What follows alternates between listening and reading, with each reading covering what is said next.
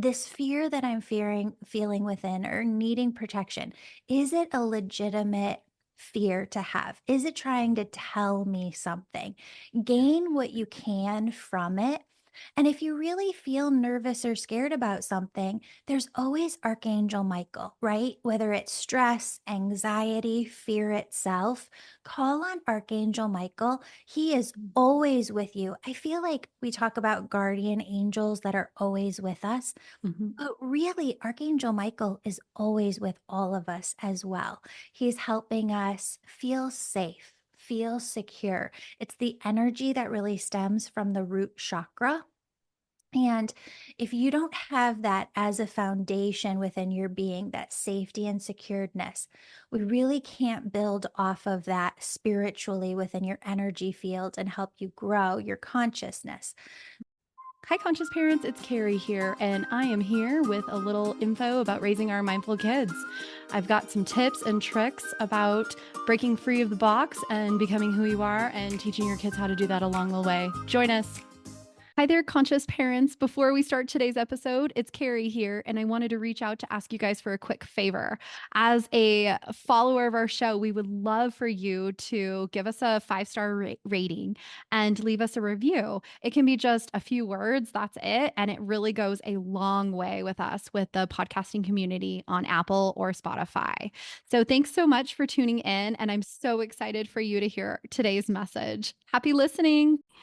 Hi there, and welcome back to Heart Parents. I'm Carrie here, and I am so excited. I have an amazing guest, Julie Jancius, who is also known as the Angel Medium, and she's an author and host of Angels and Awakening. She wrote the book, and she has the podcast, and I have been listening to her for a couple of years now, and she's really helped me to help go through my spiritual awakening and connection and raising my energy. And I'm so excited to have you here today, Julie. Welcome to our show. Oh, I'm so excited to be here too. That light has never flickered. And I don't know if you saw it while you were doing the intro, but it was just going crazy. I have that a lot in my house. I always say it's my abuelita, my abuela, who helped to raise me spiritually and help me connect. Oh, that's amazing. Some spirits on the other side use light, some use like birds really to connect or numbers at Mhm. first, but I tend to when I'm in interviews with people or getting interviewed, the lights will flicker when it's some like a sign that you receive. Oh, So that's so cool. I love that so much. I was just praying to have her guidance yesterday. So she was actually a special educator and very spiritual, and brought spirituality into her classroom many years before it became popular. And so I was actually calling her yesterday and saying, I need your help right now in raising my two neurodiverse, gifted, spirited, and very highly sensitive kiddos. And so I love this right now. This is just all encompassing for all areas, Julie. And I would love to hear you mention that you have a neurodiverse piece for you, and the connection that you have grown and realized and educated yourself in. I would love to hear more about your journey and what that looks like for you. Yeah, so I have ADHD and really I'm 43 now and I've been looking at this since I was probably 13 years old, right? Because I think probably around 10, 11, they started taking me into the therapist trying to get a diagnosis. But what we didn't know in the 80s and 90s that we do today is just how different ADHD looks in girls versus boys. And I Yes. am by no means like a medical expert or any sort of expert on ADHD. The expertise that I have is having it myself Yeah. and seeing and being very sensitive to energy. I am so incredibly sensitive to just all energy, as most empaths are. But I can notice just like when my energy changes, even in the slightest little bit. So it's led me to research just so many different ADHD experts, read so many different books. And the one book that I love more than anything is by Dr. Daniel Amen, Healing ADD. I don't know if you've heard of that one. You Mhm. can read it on Audible, but I suggest having a physical copy too, because he was the first person in the world, one of two people, to put humans into brain scanners, look at what's happening in the brains of neurodiverse people, and then try different treatments, put them back into the brain scanners, see what's happening differently with the brain, what's working and what's not. And when he started doing this and just working with thousands of clients in the 90s, what he found is that there's really different types of AD and ADHD. And so this goes through all of the different types, Healing Mhm. AD, the book. And you could say, I'm a 3, a 5, and a 9. I'm a 10, a 4, and a 1. And the more that you know what kind of ADD you have and how it works, the more you just understand your own brain, the more you Mhm. understand your own energy, and you're able to work with the flow of your own rhythms spiritually and not against them. So, for example, everybody loves routines, right? Like Yeah. getting up and getting ready in the morning and doing your hair and doing your makeup. It just appears from the outside looking in. That is so easy to get into a routine for many women to do. I can't. Like, Mhm. it's a shock that I have makeup on today, but I've got about 7-day-old hair with a lot of what's that? Dry shampoo. Yes, yes. Yeah. And the way that I would describe ADD, ADHD in women, this might be typical for men too, is remember back being a young girl and getting those special pens that had all different colors at the top, Yeah. but just you could only use one at a time. So if you wanted pink, you had to click down the pink and write in pink. And then if you wanted a blue, you had to click up the pink and then click down the blue. For neurotypical people, the way that consciousness flows to and through them is typically like one thought at a time. So you can get one thought, go do the dishes, you go to the dishes, you get another thought, go do something else. And you follow this sequence. Mhm. People with ADD and ADHD tend to have, I'm not joking, like hundreds of thoughts happening all at the Wow. same time. And so all of those thoughts are like that competing pen.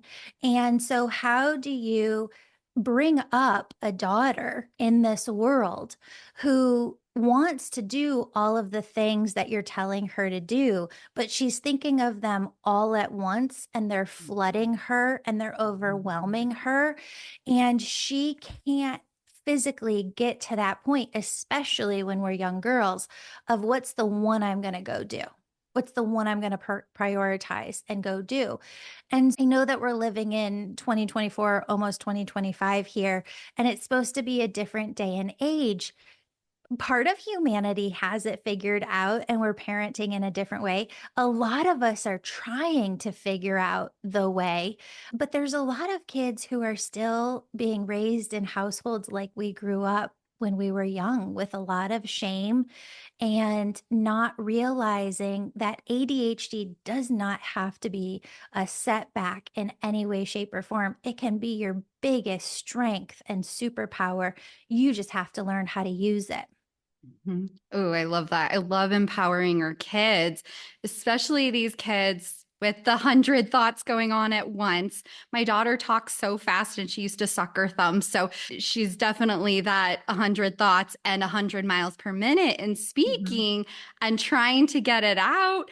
And we're trying to understand her. And I can see her if she in a classroom situation where they're not accepting of that, just the wilting of the flower that is my spirited daughter. And so I'm really working hard with this podcast to try to get the message out there to help empower our kids like you're describing, to help keep these onion layers of protection off, right? The less layers that we put on us as we're growing up conscious, the more likely we can remain conscious into adulthood.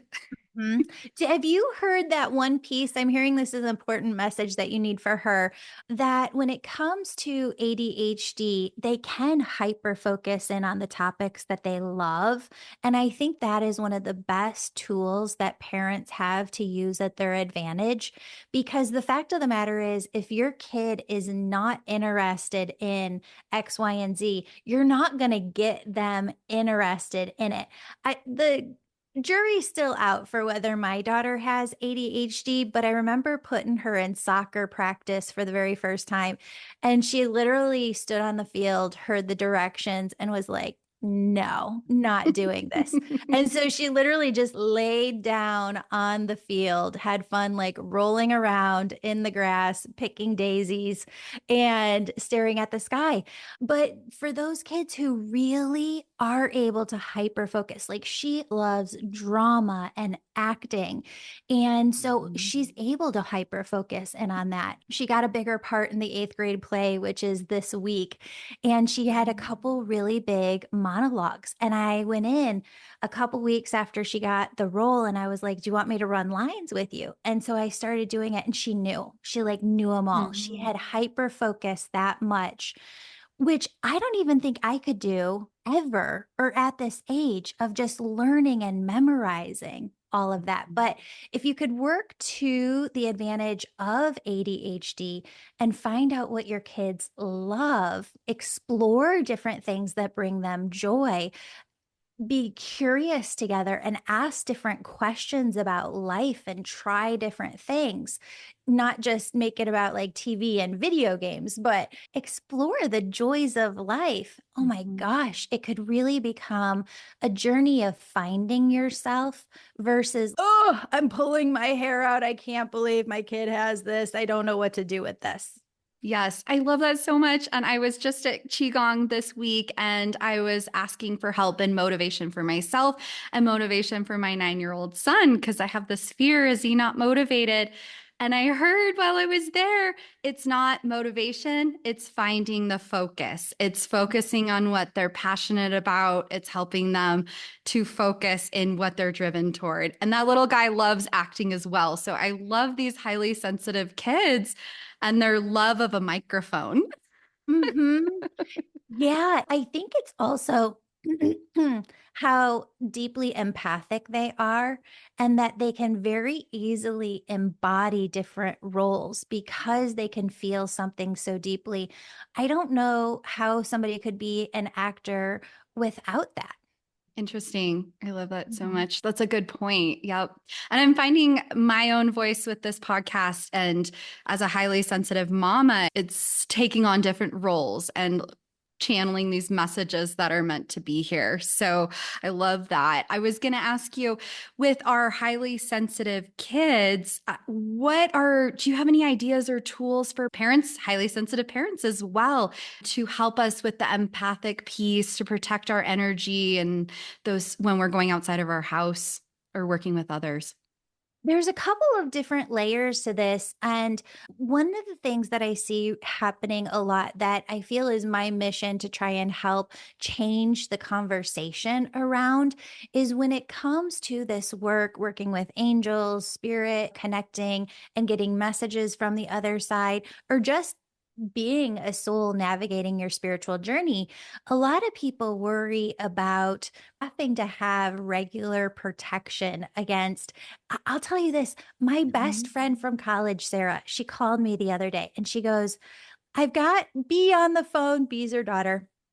And she goes, Beezy's got a question for you. I go, hi, Beezy, what's the question?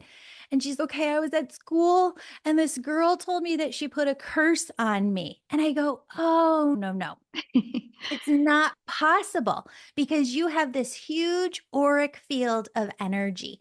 And what your soul is one droplet in the ocean that is God, universe, source. And so if you think about that, one droplet in the ocean that is God, universe, source, it's the same vibration. Mm. Okay. And so if we return to that same vibration, which is oneness, and I teach people how to get into oneness. It's funny, Russell Brand, he did the late night show way before he went off the deep end.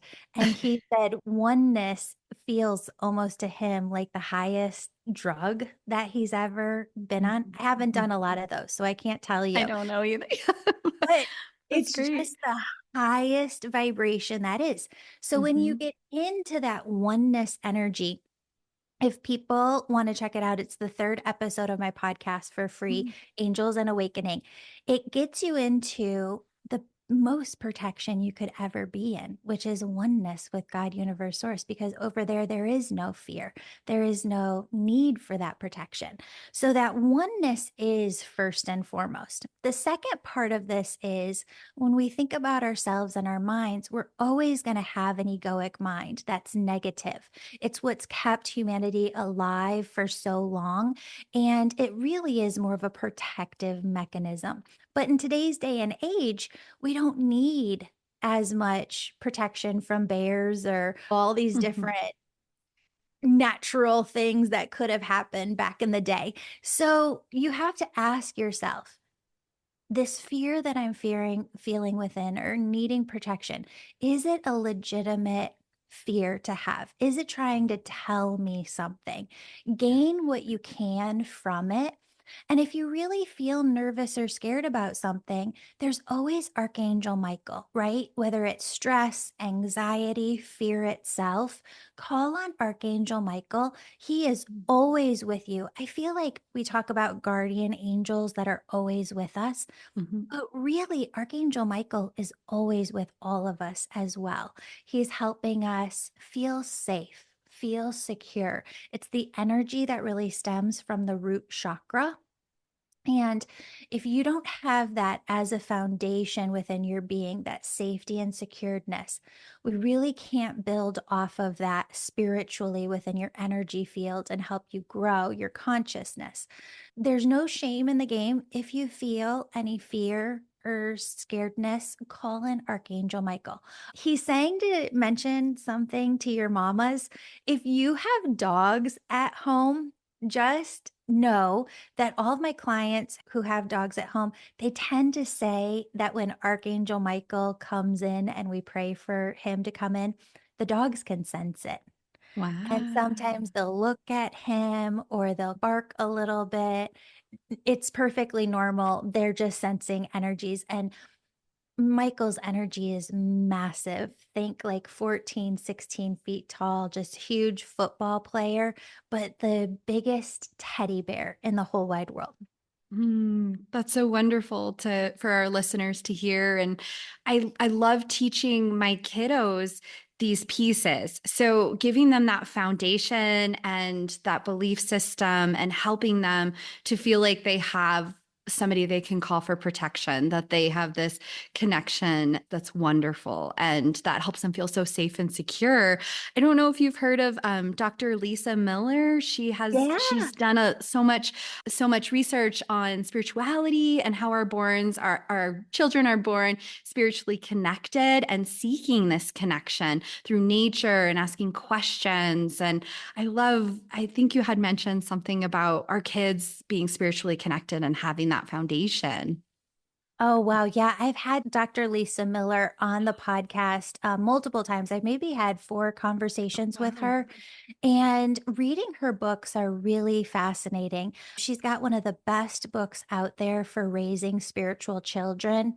She also is a person, researcher, who spent a lot of time on the floor in the hospital where they do inpatient therapy. So somebody comes in and they need to be in the hospital for certain days or a couple weeks, really to just process their lives, get some healthy tools through counseling.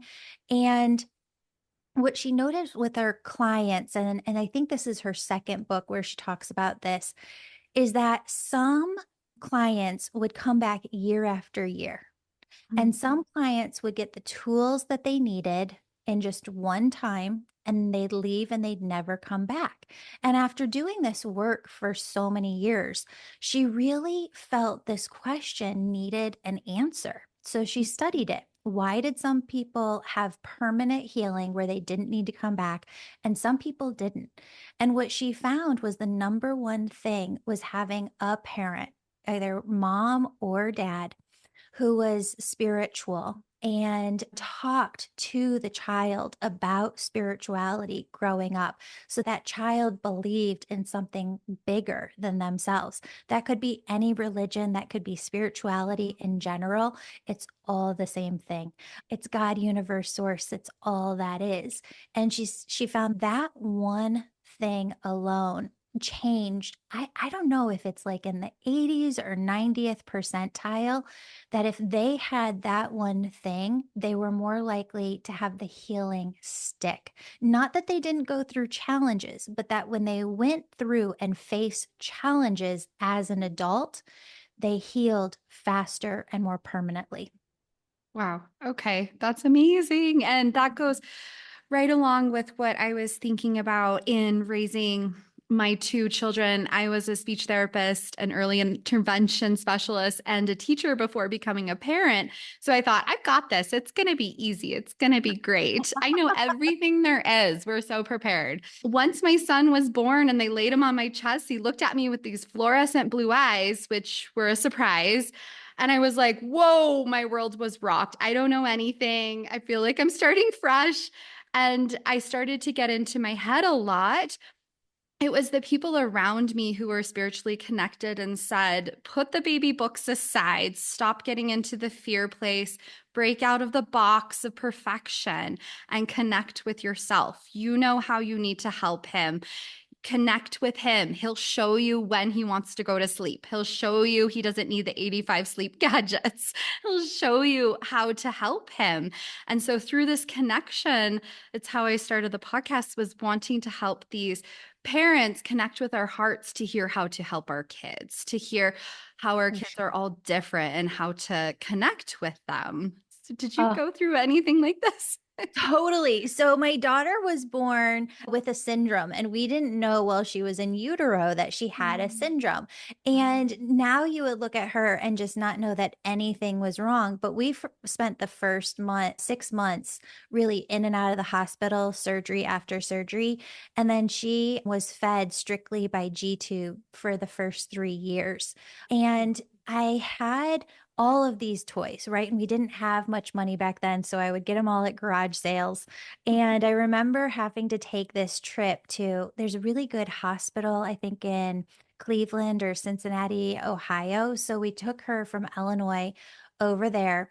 And I remember having a laundry basket or two of toys that I brought with in the car. And she's 9 months old at the time.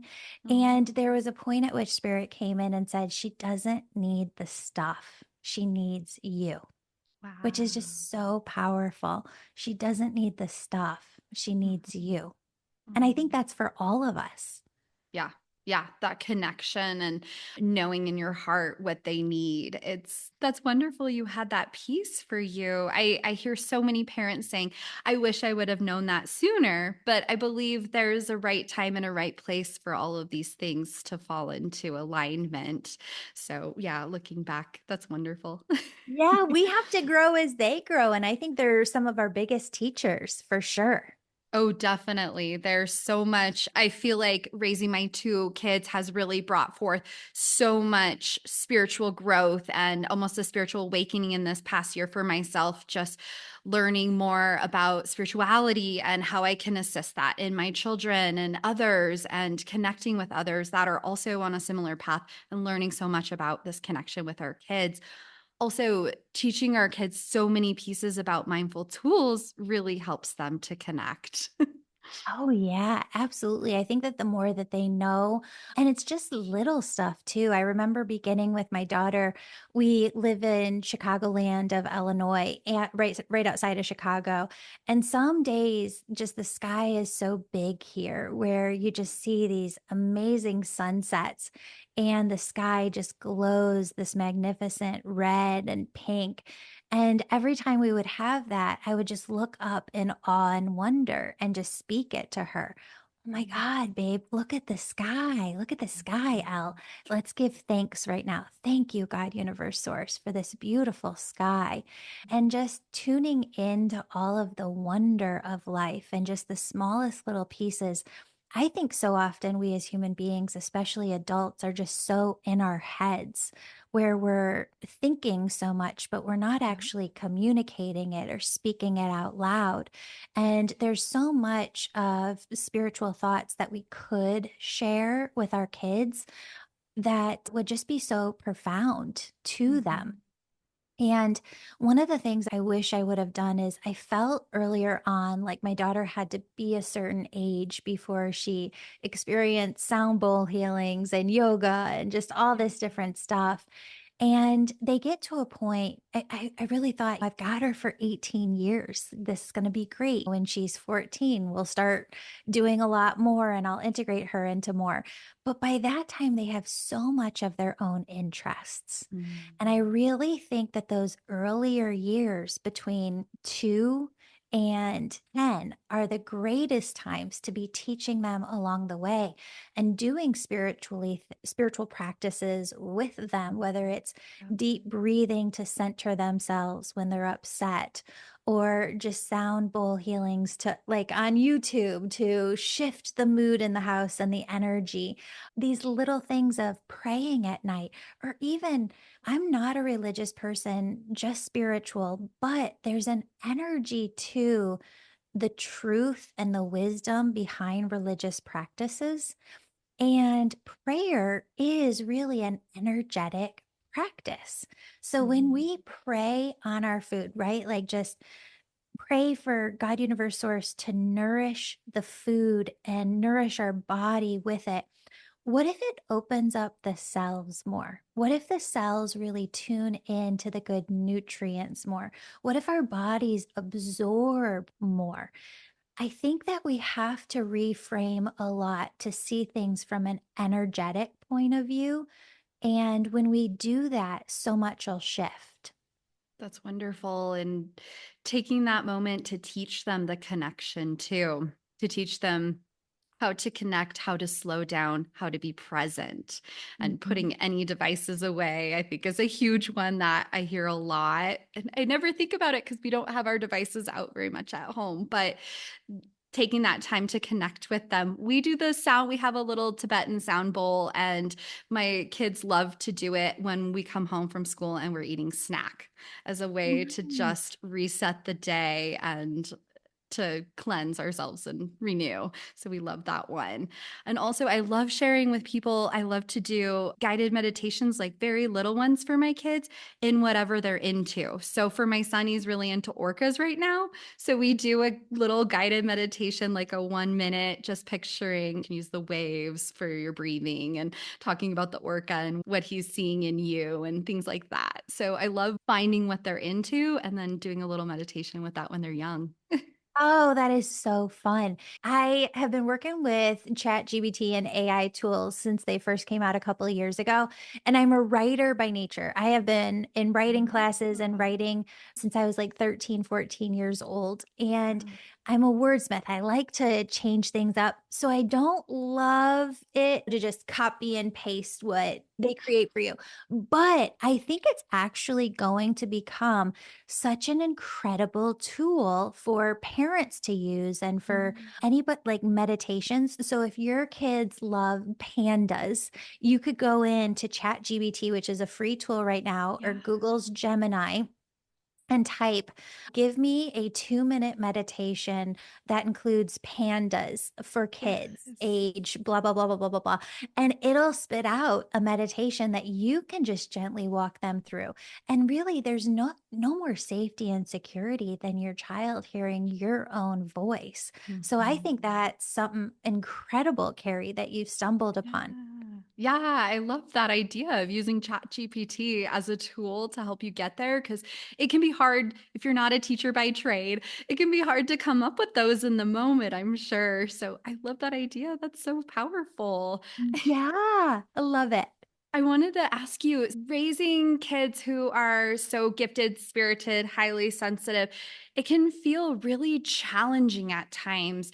And it can feel lonely. That's why I started Heart to Heart Parents. It can feel like when we shut the door, everything looks normal on the outside. But when we close the door, it can be hard sometimes inside. Is there anything that you would say to these parents who I'm starting to realize that these challenges are moments for us to grow, blossom, learn, heal, and start to raise our energy and to be more conscious and more. It can be an opportunity for spiritual awakenings. And what would you say on this area?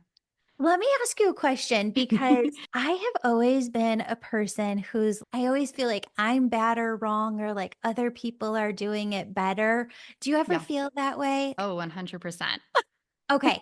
So I really feel that what you can gain out of parenting is this. And from reading just thousands and thousands upon thousands of spiritual books, this is what Mhm. I know for certain, that we all have a stream of consciousness, and you can think about it in this place, earth realm. It's linear. Like it is A plus B plus C plus, we're going through the alphabet linearly.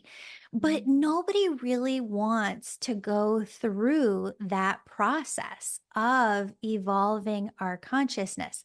Most people want the game Shoots and Ladders, where you just get these ladders and these shortcuts to just bypass certain steps and find the secret and move there. There really is a stream of thought, and you're never bad or wrong. You are always exactly where you're supposed to be. There are so many different types of tools out there.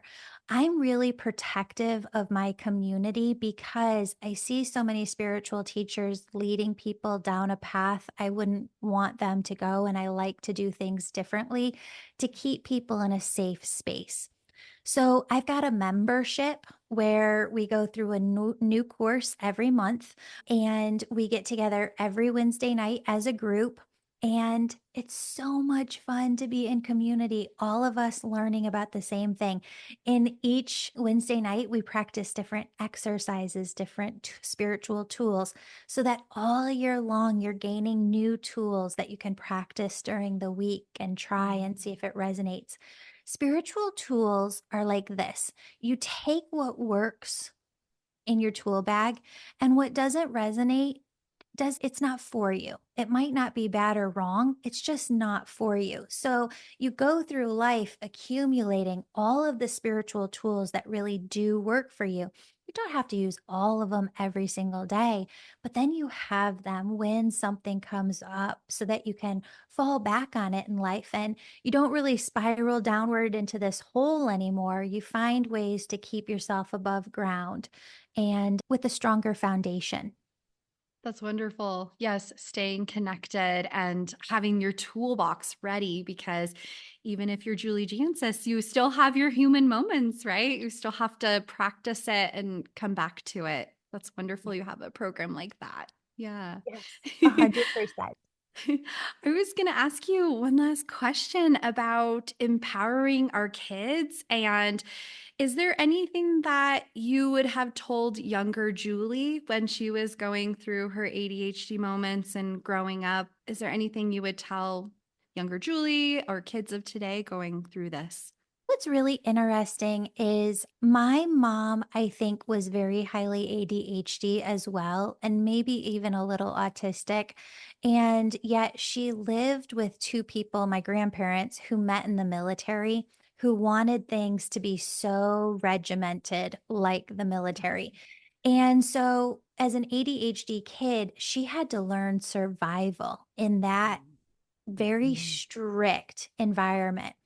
So when she was raising me, she didn't know how to raise me any different except in this strict environment. And so I completely rebelled against that. And I felt like everything that she was saying was like I was bad or wrong, or I'm doing things bad and wrong. And it really drove me to work harder and achieve more to prove that I'm not. bad or wrong. And so, the number one thing that I would say for parents raising a child with ADD or ADHD is to really understand shame. Shame, spiritual teachers have studied this scientifically. It is the lowest vibration. A lot of us feel that hate would be the lowest vibration or fear. They're Mm. not. Shame is the lowest vibration. So when you don't know and you don't have the tools of how to communicate with another being in a non shaming way, what ends up happening is you, as the parent who's supposed to keep your kids in a safe space, ends up really being the person who makes them feel most unsafe and most insecure. When you shame another person, what it does is it activates the root chakra. Mm. Before COVID, when I would work on people energetically in my readings, I would only feel the root chakra activated in maybe 1% of people to 3% of people. Mm. It's really shifted a lot as our society has shifted, and we're so Mm. like against one another, and there's just so much divisiveness. There's a lot of shame floating around right now. So if you can learn what shame is and how not to say it, what you're going to be doing is keeping your children in really their heart chakra or above, which is where we want their energy to be. When you come at them in a shaming way, though, you're really going below the heart chakra into some inner child stuff that's going to come up and stay there. You're going to go into the root chakra, and your kids are going to start to fight against you because they have to, as primal human beings, even more than our home, having a roof over our head, having food, having water, safety and security is the number one thing to our own energetics. Mm. If you don't have that, you're not allowing the other person to be a human being. So, if you can just start there at learning about shame, honestly, there's so many local counselors who know shame very well. I'm a big fan of going into counseling offices and asking them, how would you work with this? What is your expertise on this? How often do you read books? I want to know that I'm going to see a good counselor because 50% are awful, and you have to find a counselor who's really going to help you and your family. So interview them. It is your right to interview them and find the right one. Find somebody that can help you learn how to say things in non shaming ways.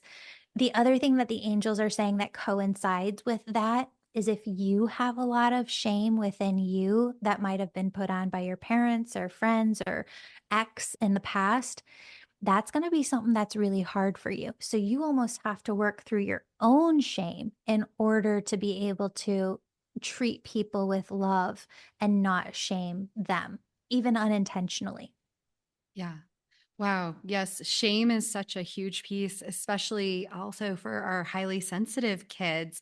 Yeah. Even just small corrections can sometimes look so intense for them. So, Have you yeah. heard of rejection sensitivity disorder?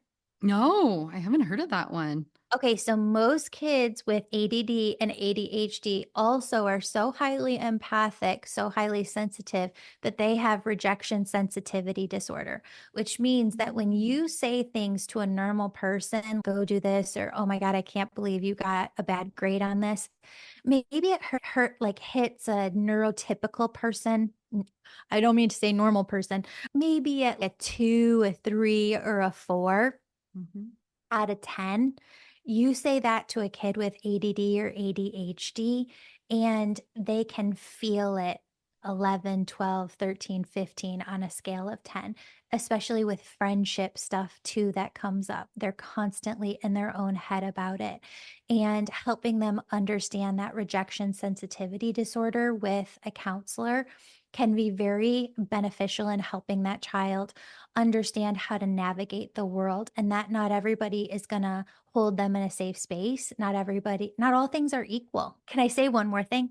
Oh, yes, please. Go ahead. A lot of people with ADD and ADHD have this belief in a just world that if you're just a good enough person, if you just do good in this world, then other people will do good to you. And some people say, oh, if something bad happened to you, then it was your karma, right? Like you Mhm. must Yep, have yep, done something yep. that brought that karma on you. No, we have to completely get rid of that notion. That is not true at all. The Mm, truth is, all of us come in here with a blank karmic slate. Every human soul on earth has free will to do whatever they please. And if somebody goes to the bar one night and drinks more than they should, they know that they're doing wrong. They're doing that of their own free will.